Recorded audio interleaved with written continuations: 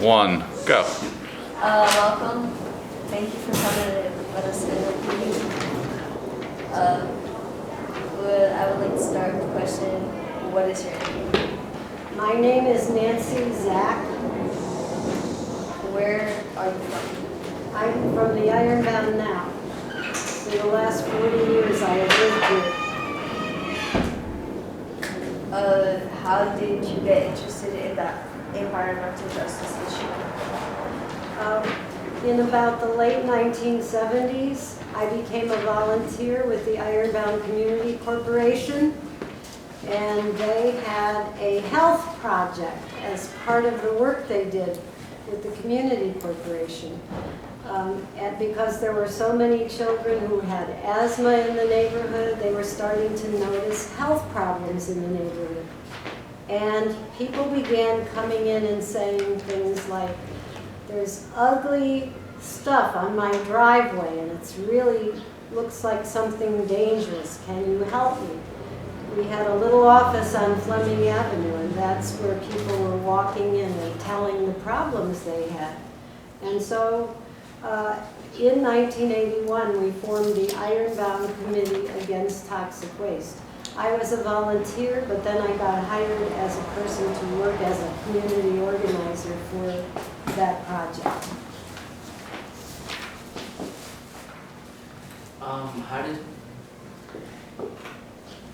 How did you get involved in the toxic waste campaign?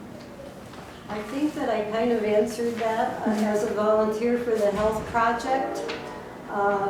We got more and more people asking about issues of smells, issues of things on the ground that seemed to be possibly dangerous. And as we responded to that, we got involved in forming the Ironbound Committee Against Toxic Waste. And there were also explosions, which I showed you some pictures of. The explosions were happening all around the neighborhood. There were some on East Ferry Street, there were some on Fleming Avenue, there were some out beyond 1 and 9, industrial explosions. There were explosions that blew out school windows in the middle of the day, and luckily the kids were not in school, so they were not hurt.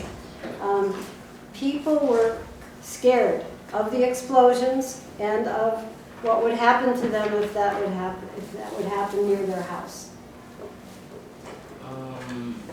What companies are known for dumping toxic waste in the Ironbound? Okay, we've had a lot of different companies over the years that have polluted the Ironbound. Some of the major ones are Ronson Chemicals, which is over a manufacturer's place, and where the people are still dealing with the effects of what was dumped there. It was a place that was making watches, and they were using mercury, and they put it in the ground, and now the groundwater has been contaminated, they found out. But for 10 years, the people have been living in houses that are on top of that, and we're not sure how much of a health effect it is going to have on those people. They're in the middle of that right now.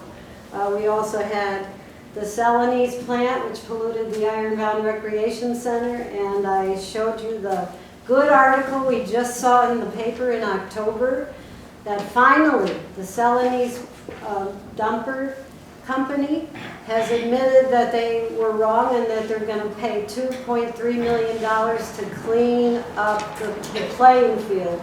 So hooray, but after 30 years of children and young people not being able to use the field. We also had Diamond Shamrock, which is the company that polluted with dioxin. So those are 3 of the big ones. Then there were smaller ones, which we won't go into too many of them. How many sites have you cleaned it up successfully? Okay, well, there are sites that have been cleaned up because of what people have done with the Ironbound Committee Against Toxic Waste. So there was a site on Delancey Street where a man saw this ugly looking toxic stuff leaking out of barrels onto his driveway. Mr. Morgado and his family got active with the Ironbound Committee Against Toxic Waste, and they got that one cleaned up. The Conmar Zipper Factory, which was on Thomas Street. It was an abandoned factory, and at night, companies were coming in at night and dropping off truckloads of really hazardous, that means explosive stuff that would blow up, and just putting it all inside of this old factory, right next to people's homes, half a block from South Street School. So that Ironbound Committee Against Toxic Waste got the school involved, got the principal involved, got everybody protesting, and you saw the pictures that I brought for you to look at, and they got that cleaned up. Hooray. The dioxin that was on the land got cleaned up by guys in suits. They swept it up with vacuum cleaners. It got cleaned up because we kept saying, get it cleaned up, get it cleaned up, get it away. And they put it in barrels and they placed it in a cement container where it still is, but at least it's not blowing around in the air. It's contained and it's cleaned up. The dioxin in the water is now being cleaned up. They're going to be starting, hopefully, cross your fingers. So there have been various ones that have been cleaned up, and there have been other ones that we've been able to stop from coming in here. And that might be another question, I'm not sure. How does toxic waste affect us? So toxic waste is toxic. That means it is something that can really hurt your health systems.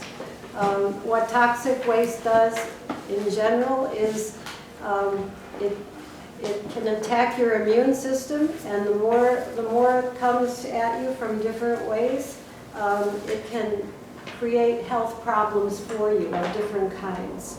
So it really depends on the chemical that you come in contact with.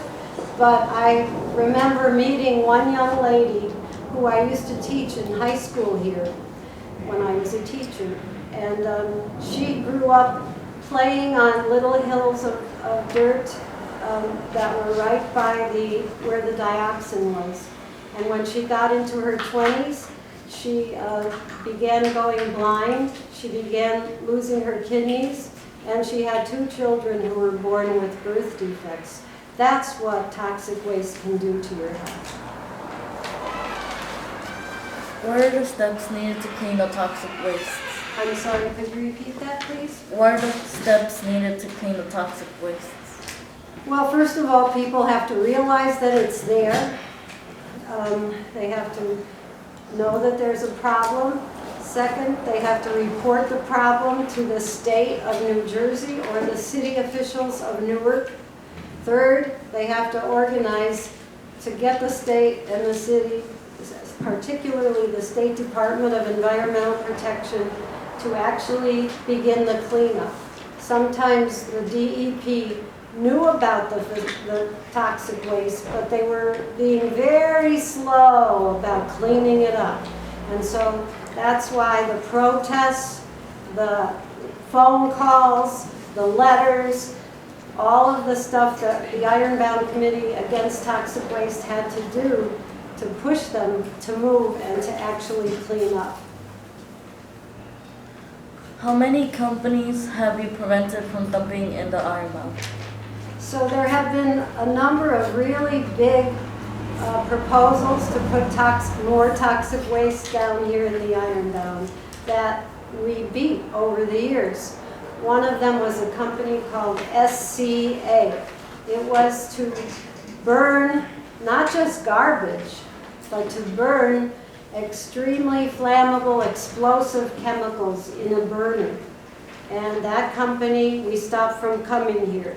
Another proposal, which was even crazier, was to burn hazardous chemicals on a boat. The boat would be right out in the water off the shore, and it would take thousands and thousands of chemicals from all around the United States. It was called at-sea incineration. And we stopped that by working with people from Bayonne and Elizabeth and everybody who was near Newark Bay who said, no way do we want to have a boatload of burning toxic chemicals right by our towns. So we stopped those two. We also stopped the Passaic Valley Sewage Commission because they wanted to burn stuff over there. They wanted to burn sludge. Sludge is what you get after you process your sewage. And we said, no, you don't need to build the world's largest sludge burning place because that's going to release toxins into the air. What you should do with sludge is compost it. Make it into clean dirt that can be used in gardens to help vegetables and fruits grow. And we stopped that incinerator. So those were three of the big ones. What motivates you to be a part of this campaign? I think I'm motivated by other people, including you in this room and your families. We want to have a neighborhood that people can live in and be healthy, not have to worry about whether they're going to get sick, not have to breathe air that is going to make them sick. And so that's why we keep working for environmental quality, for a good quality neighborhood for Ironbound. How did the Ironbound Toxic Waste campaign start? I think I covered a little of this. People came in with their issues into our walk-in center where you could bring your problems. And they were worried about the explosions and about the smells.